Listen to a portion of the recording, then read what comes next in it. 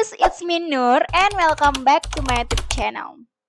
Halo semuanya, teman-temanku dimanapun kalian semua berada, jumpa lagi bersama aku Nur. Jadi di video kali ini vibes-nya mungkin agak-agak mellow ya, karena sesuai dengan judul, aku bakalan bahas terkait dengan versi anak yang selalu ingin tampil kuat di depan semua orang. Aduh, gimana ya? Kita bahas soal ya keluarga, khususnya peran kita sebagai anak. Coba deh teman-teman, siapa di sini yang perannya sebagai anak sulung? Ayo anjungkan tangan nih kakak-kakak kita. Siapa di sini yang jadi anak tengah? Atau siapa di sini yang jadi anak bungsu? Emang iya ya? Emang iya kalau misalnya baik anak sulung, anak tengah, maupun anak bungsu itu harus jadi anak yang harus kuat bahkan di depan orang tuanya? Oke, kita bahas yang pertama terkait dengan peran sebagai anak sulung atau kakak ya. Jadi anak sulung tuh emang apa ya, berat sih emang karena dia menjadi anak pertama ya. Tapi juga katanya dia adalah anak yang mendapatkan begitu banyak kasih sayang. Ya namanya juga anak pertama gitu kan. Seluruh kasih sayang orang tuanya tuh bakal terlimpahkan kepada dia. Tapi di balik itu semua ketika dia udah punya adik, dia akan menjadi sosok yang harus bisa menjadi contoh yang baik, bisa menjadi role model, panutan buat adik-adiknya, dia yang harus bisa banyak mengalah, dia yang harus bisa mengayomi adik-adiknya. Kurang lebih kayak jadi tulang punggung keluarga juga sebenarnya. Jadi anak sulung tuh menurut aku nggak hanya soal umur sih guys. Bukan hanya soal yang kayak dia yang paling tua gitu. Tapi juga soal ekspektasi orang-orang kepada dia. Ya seperti itu tadi, dia udah dicap sebagai si paling kakak kan, di antara saudara-saudaranya yang lain. Dia yang duluan lahir istilahnya, jadi ya dia harus bisa jadi contoh yang baik, dia harus bisa jadi panutan gitu kan. Tanpa ada yang bisa memahami bahwa dia juga seorang anak yang masih butuh banget diayomi dan dipahami juga.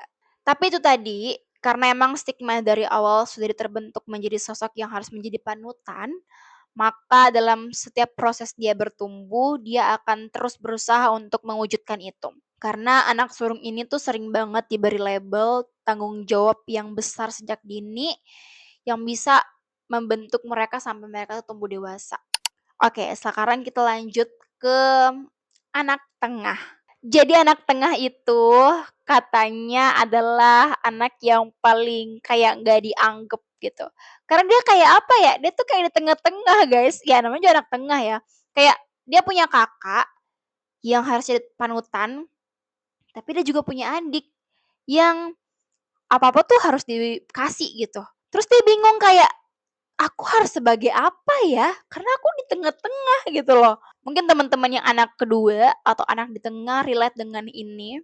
Coba teman-teman cerita juga pengalaman teman-teman menjadi anak kedua atau anak tengah. Yang katanya anak kedua ini adalah anak yang juga harus bisa segalanya. Yang juga harus banyak ngalah. Dia harus ngalah demi adiknya dan dia harus mengerti dengan kakaknya. Yang katanya juga jarang ditanya terkait dengan kebutuhannya karena dia merasa bahwa kebutuhannya tuh bisa didapatkan dari kakaknya dan bisa dia berikan kepada adiknya gitu. Dia harus bisa mengerti semua orang yang di keluarganya, dia harus bisa memahami adiknya dan dia harus bisa mengerti kakaknya. Bahkan kedua orang tuanya gitu. Sehingga dia terbentuk menjadi individu yang takut menyusahkan juga, takut menunjukkan apa yang dirasakan, takut menunjukkan kelemahannya juga karena itu tadi dia terbiasa ya mungkin terabaikan gitu. Ini stigma-stigma yang pada umumnya guys.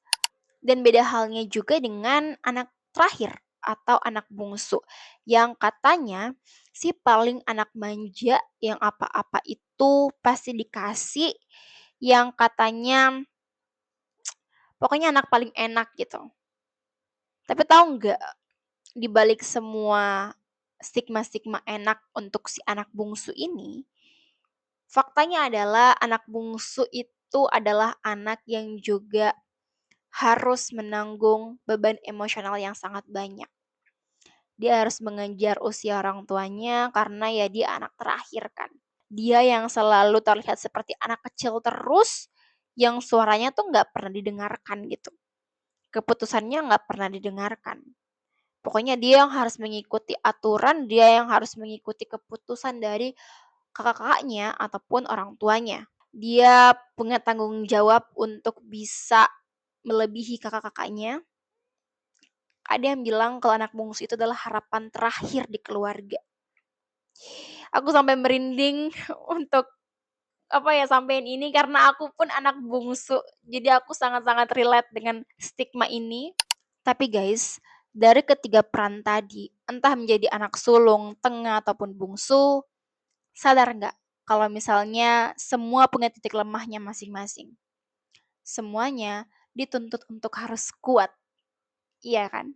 Ada titik temu di antara bagaimana seorang kakak sulung yang harus selalu terlihat kuat, bagaimana si anak tengah yang harus tetap tenang dan bisa menjadi penengah buat kakak dan adiknya, dan bagaimana si bungsu yang harus terus terlihat ceria dan mengejar ekspektasi orang-orang di sekitarnya. Semua peran ini melelahkan banget dan semua peran ini pantas untuk dimengerti. Jadi menurut aku kita gak perlu menyalah-nyalahkan apapun dan siapapun peran kita dalam keluarga. Karena kita semua pada dasarnya juga punya kelemahan dan kelebihannya sendiri-sendiri. Kita punya tanggung jawab dan peran kita sendiri-sendiri. Yang perlu digarisbawahi adalah bagaimana kita bisa menerima dan juga bisa menghargai peran masing-masing. Terkait dengan bagaimana kita harus selalu kuat, menjadi anak yang harus selalu kuat dengan peran kita masing-masing adalah belajar. Proses kita belajar untuk bisa memaknai peran itu. Entah kamu sebagai anak sulung, memaknai peranmu sebagai anak sulung, dan juga bisa menyayangi dirimu sebagai anak sulung. Coba katakan kepada orang-orang di sekitarmu bahwa aku emang kakak, tapi aku juga manusia biasa.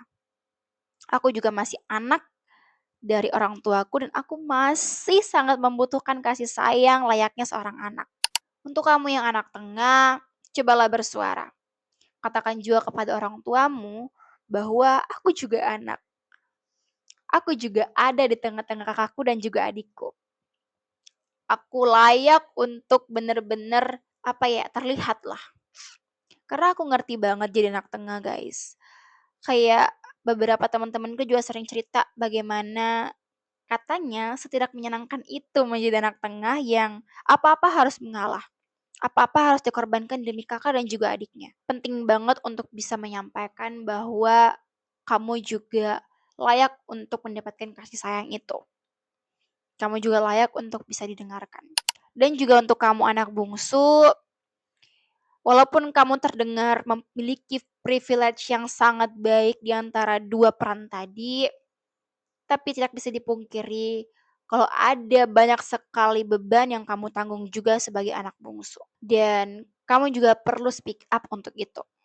Kamu bisa sampaikan kepada kakakmu dan juga orang tuamu bahwa kamu ini juga punya hak suara kok di keluarga. Kamu juga bisa banget untuk menyampaikan apa yang ingin kamu sampaikan.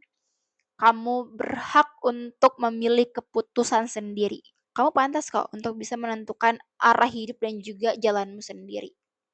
Jadi sampaikan itu. Dan mungkin ketika ada ibunda ataupun ayahanda yang mendengarkan dan juga menonton video ini, aku sebagai seorang anak dan di sini notabene aku sebagai anak bungsu juga adalah aku ingin menyampaikan tolong untuk lebih adil dengan semua peran-peran anak ini.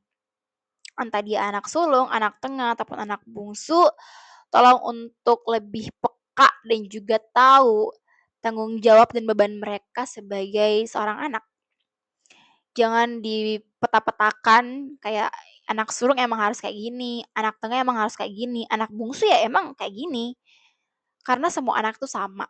Jadi terkait dengan pembahasan mengenai harus kuat, di sini sebenarnya aku hanya pengen cerita dari sudut pandang seorang anak aja, guys. Jadi bagaimana kita sebagai anak juga nggak harus terus selalu kuat dengan peran yang mungkin kita sedang jalankan ya.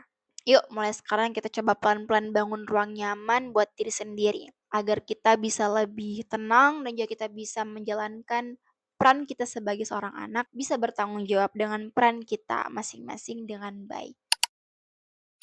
Oke guys, sekian video untuk kali ini. Jangan lupa untuk subscribe, like, dan komen. Kalau teman-teman punya hal yang ingin dibahas di video selanjutnya atau ingin diceritain, boleh banget juga untuk tulis di kolom komentar atau DM aku di Instagram di @nurwimes. Oke, sampai jumpa di video selanjutnya. Bye.